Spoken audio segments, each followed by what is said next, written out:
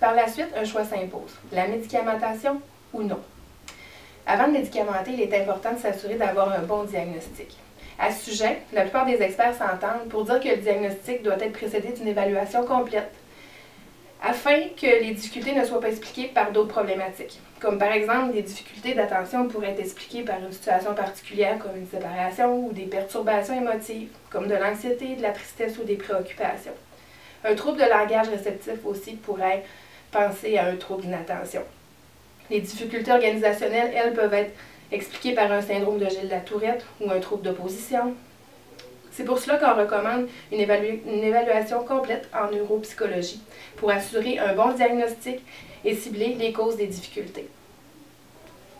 Il y a 7 règles à respecter pour une évaluation complète selon le Dr Benoît Amarenguer du CERC. La première, c'est l'anamnèse. L'anamnèse, c'est l'histoire de vie et le développement de l'enfant, qui sera faite avec le parent dans le cas de l'enfant ou pour le diagnostic adulte auprès de cet adulte. Deuxièmement, il y a des questionnaires comme le CADRA, qui est remis aux parents, aux enseignants dans le cas de l'enfant. Et pour l'adulte, ce sera à lui-même de le compléter et à son conjoint. Ou dans le cas où il n'y a pas de conjoint, ça peut être un parent, un ami proche qui connaît bien la personne. Il y a aussi des tests qui sont administrés, soit un test de QI comme le WISC, où ils vont se baser sur des résultats comme le test du Connard. Mais malheureusement, il y a rarement des tests qui vont mesurer l'attention. Quatrièmement, il faut aussi penser aux autres problématiques qui pourraient expliquer ces difficultés. Donc, il serait important de faire des tests comme des tests de lecture, parce que ça peut expliquer la dyslexie au lieu du TDAH ou en plus. Cinquièmement, l'investigation psychoaffective est importante parce que l'anxiété peut démontrer des symptômes semblables au TDAH.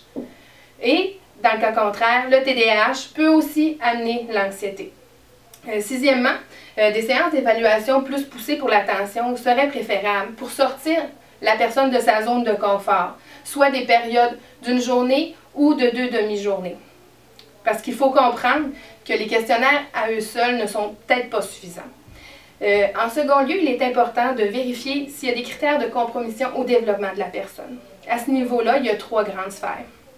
Pour l'enfant, il y a le fonctionnement académique, l'adulte, le fonctionnement social.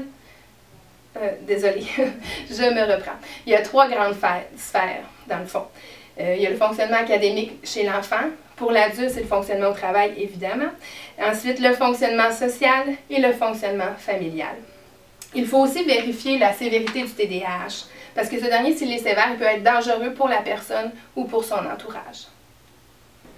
Alors voilà, c'était notre première capsule sur le TDAH offerte par TDAH Mauricie Centre du Québec. Nous sommes aussi disponibles pour des rencontres en individuel. Nos différents services les conférences sont aussi possibles. Notre prochaine conférence est le samedi 23 septembre 2017 avec Mme Diane Dulude qui va venir nous parler du TDAH, une force à rééquilibrer. Donc, parler plus le TDAH, non pas comme une problématique, mais plus sur l'aspect des forces. Et on vous invite en grand nombre à participer, à commenter, à venir nous voir. Voilà, merci et bonne journée.